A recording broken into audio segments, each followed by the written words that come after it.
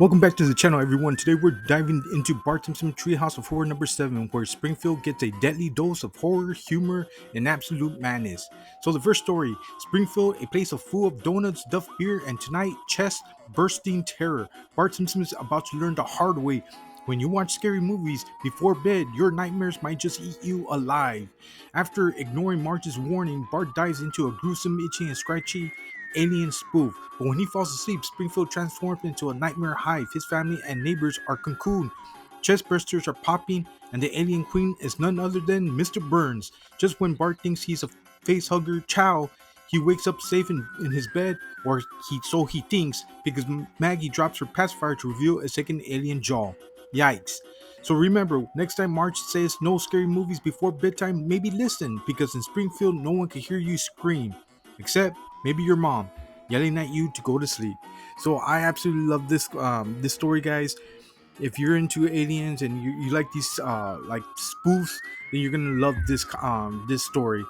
It's my favorite from the comic, guys. But I would like to hear your thoughts. Do you like Alien? Do you think Alien's a great horror film to watch? Some people that I've encountered, they don't really like Alien. They think it's always like too boring. If anything, they like Aliens because of the action. But I just like Alien. I like the tension that they have in each movie. But it's cool. And I love The Simpsons, and I love when they do these spoofs. So I absolutely love this one, guys, and I hope you do too. Just let me know in the comments. Moving on to the next story. Toto, we're not in Springfield anymore. After a bump on the head, Lisa finds herself trapped in the Springfield version of Oz. In her dream, Lisa steps into a twisted yellow brick road adventure, but instead of Dorothy's crew, she's stuck with Springfield's finest. Homer as the not so brainy scarecrow, Bart as the clunky Tim boy, and Marge, well, she just basically sweeps her way through as the cleaning lady. When they reach the all-powerful wizard, he's none other than comic book guy. It reveals that Mr. Burns is the Wicked Witch, and with Mr. Smithers floating around as his loyal flying monkey. Chaos erupts in true Springfield fashion until Lisa wakes up, safe in her bed, realizing it was all just a dream. So yeah, there's no place like home, unless it's home in Springfield, in which case you're better off avoiding head injuries altogether. So this one's obviously a play on Wizard of Oz. I don't consider Wizard of Oz as a horror movie. I think of it more as a Thanksgiving movie because that's when usually it gets played. But I know some people find it a bit disturbing, and I, but I don't. I do like the movie, but I don't know why it's part of the Treehouse of Horror. But I like it. So what do you guys think about it? So in the comments below, tell me if you enjoyed this version of the Simpsons vert spoof on the Wizard of Oz. Now, moving on to the third story, which is probably the more weird. So this story, guys, I found it like I don't know the weak one in the comic, which is called Homo erectus. I don't like the art style, to be honest with you, because you have the cartoony of the Simpsons with kind of like the realism of the humans. So I didn't really like that the contrast of it. I don't know if you guys do, but basically this story is just Homer's rediscovered centuries later thawed from ice by the 19th century explorers who mistake him for a primitive man. They put him on display as a prehistoric exhibit.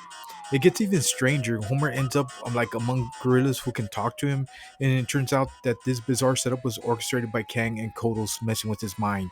So that's like the twist of the comic, that Kang and Kodos, they're doing like a mind probe, and they're putting these images of Homer, and the funny one part is when like you see Kodos kind of like doing the voice for the gorilla and just freaking Homer out, and they said that's why they like to mess around with us, like the Earthlings, because we're so amusing to them.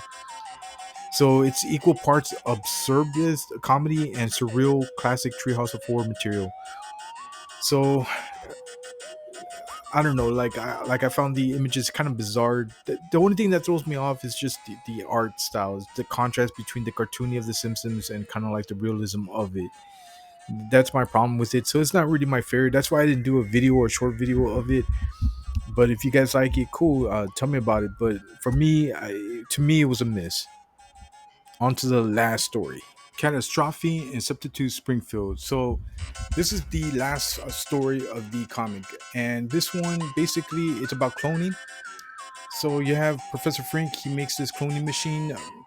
He wants to experiment. Comic book guy comes up with an idea. Hey, let's clone my comic, my valuable comic. So they clone it, and Eureka! It worked, right? For comic book guy, he could corner the nerd market, as he says it, and he could rule over all nerds, making everybody's prices, positions worthless, pretty much. And then Mr. Burns comes in, taking the machine because he's the one that funded the machine or funded the whole lab. So he's taking it. It's all his property, which happens again in another. Mr. Burns has his hands in everything. So yeah, so Mr. Burns wants to create clones of his workers so he doesn't have to pay them money. He could pay them like slave wages, right? So that was his big thing. But clearly there's a problem with the cloning. It kind of malfunctioned and it has like a mutation. For comic book guy, it turned his valuable comic into a worthless comic. So they got the idea. Okay, if it mutates, how come let's take a worthless worker and maybe it mutates into like a good worker? So the worthless worker that they got, surprise, surprise, Homer Simpson, right? Simpson, man. So they use Homer, and of course he mutates, but he mutates into a human, to a five-finger sculpted body, looks very similar to Superman, and he's the new Homer. So of course, Mr. Smithers. Also, we know he's a bit, you know, gay. He kind of like referenced that he's kind of like shocked and he's kind of like finds the new Homer kind of attractive, saying if anyone could house him, he's all, yeah, I have an extra room in my apartment. But either way, so I actually love the guys. The clone, he obviously wants his own family. He sees Homer that he has his own family and he wants that, so he gets the cloning device and he starts zapping all the Simpsons. And there's like human versions or mutated human versions of the Simpsons.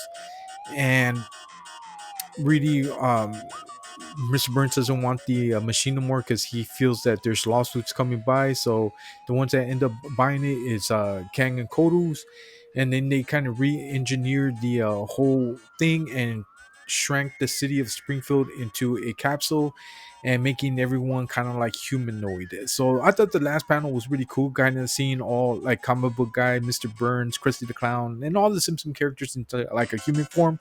I thought that was really cool.